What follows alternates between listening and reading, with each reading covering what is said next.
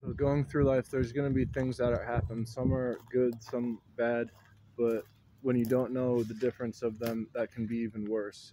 Uh, in surfaces, they're having makeup, and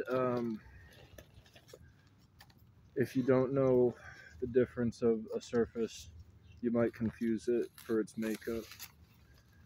And when push comes to shove, and they're separating the boys from the men, and it's Katie bar the door. Um, it's good to note that there was two paths that could have occurred. One was something that was good, and one was something that was bad. A good thing can be equal to like having a fortune somewhere waiting. This is an inanimate object for you, like a shit ton of gold. And on planets or comets in outer space, there's them, but mining it and getting there is almost a dynamic of surfaces, one of which can be equated to a digestive system or inflammation of anything, enough to make you upchuck your lunch, even if it was the only one that you had. Or a bar put into the back of your neck. This was an inanimate object somewhere in the world where it was this chemical makeup of it was bound to be put in you and buried. That would be unfortunate if it was your best resort. But nevertheless, the good and the bad of these two are things that you can't point your finger at when things are getting weathered.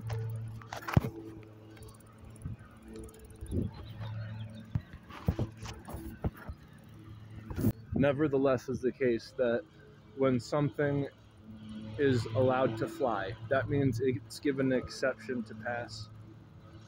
And the word fly means if you go fast enough, things start just lifting off the ground because they induce a disc-like shape. Or they get propels as wings that are falling, but then they glide so it looks like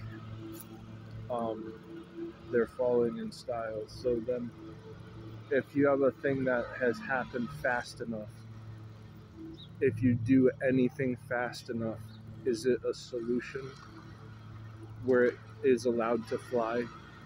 Virtually anywhere can have a solution, but is it true if that's going to be the right placement if it's done fast enough? That's the key, is if you have something in the right place, and this is why aiming for vacancies is so important and the opposite of being over the target, but they're both equally important. Being in a position and then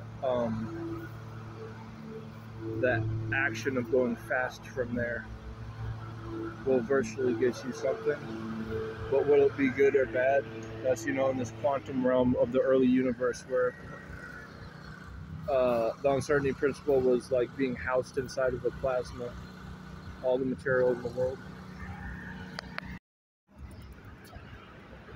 An inanimate object outside of your body could be like a shit ton of gold, a gold mine full of shit. There's Fonso hiking up his pants.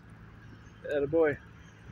And then there's, of course, inanimate objects that can be put in you if you're injured. So the weathering state, how there's a randomization of weathering outside of like from you in between. If you can weather anything, you're going to be able to be in a very hard position, a rock in a hard place, and you think that it would be a breeze. When talking about weather, it's the most random thing that anyone can think of, but they do it all the time. No, it really gets me when they brush out a week's worth of rain in one day's forecast. The next day, they bring on the rain at the end of the week, 3 days, as if their ratio was over 2 days spanned something but they just had straight off of nothing, cut it in half. So it's, what are we doing here? Weathering, randomness inside weather because aerosols move it around so much. But if you could put a linchpin into how randomized weather is, where you can't maneuver it with an AI system because you have to add in coordinates, would be the first thing to linchpin this. You would make the sun have these hot spots to make proton storms.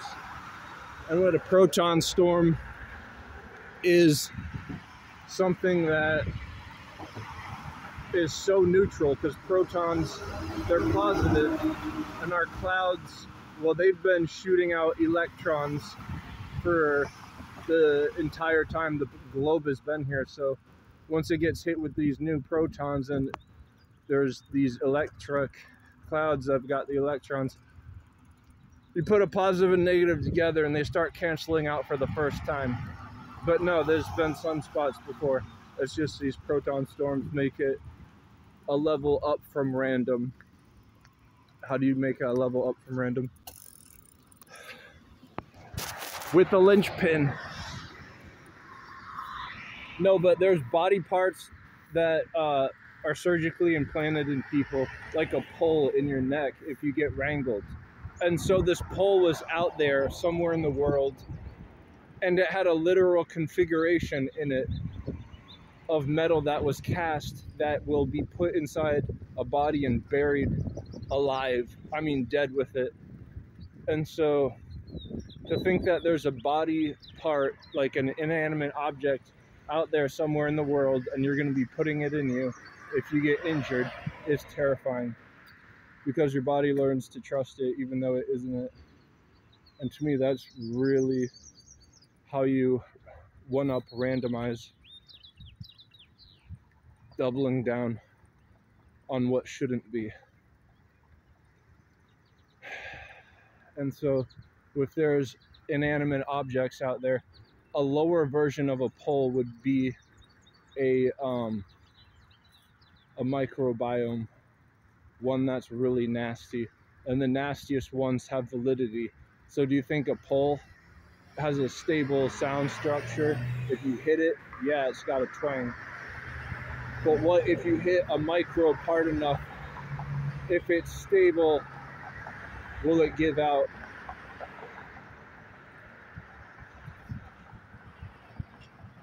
In the body, we've got this thing that's called a cross something. Hold that thought.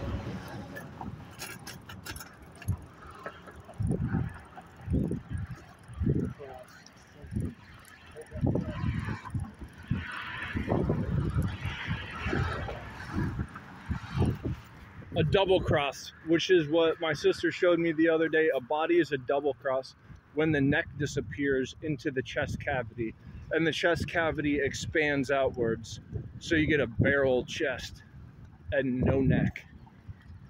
This is a thing that's done called double crossing, and it inflames your whole torso. And so in the world of adjuvant, we're dead set on battling inflation because it's irritable. And if you've got some microbe out there that needs a twang when it's hit to find what inflammation is, this is the whole thing with vacancy. You have to aim for vacancy in order to have this twang of a microbe instead of a pole when it hits and it twangs. This would be an after effect of a microbe. If you're hitting it and it's as stable as a pole, what's it giving out? It's going to be accompanying inflation because it's a bad thing and it's trying to find bite its jaws into something. So, I'm not giving out medical advice, I'm just speaking what weathering is. How to table something or plate something would be giving out medical advice. No, but if you go fast enough, you can make anything fly. And so virtually, if you're trying to get something to fly, you do it really fast. Is this correct? Because if it's going so fast at a certain point, you can't tell if it did or didn't. But when it achieves exciting speed, it's entering a realm of quantum possibility of the early universe, where everything in the early universe was so randomized that it was simple inside of one early plasma. So the more that there's something out there, and it's not a part of you, but then it is if there's a catastrophe, the opposite end of this is that there's a shit gold mine full of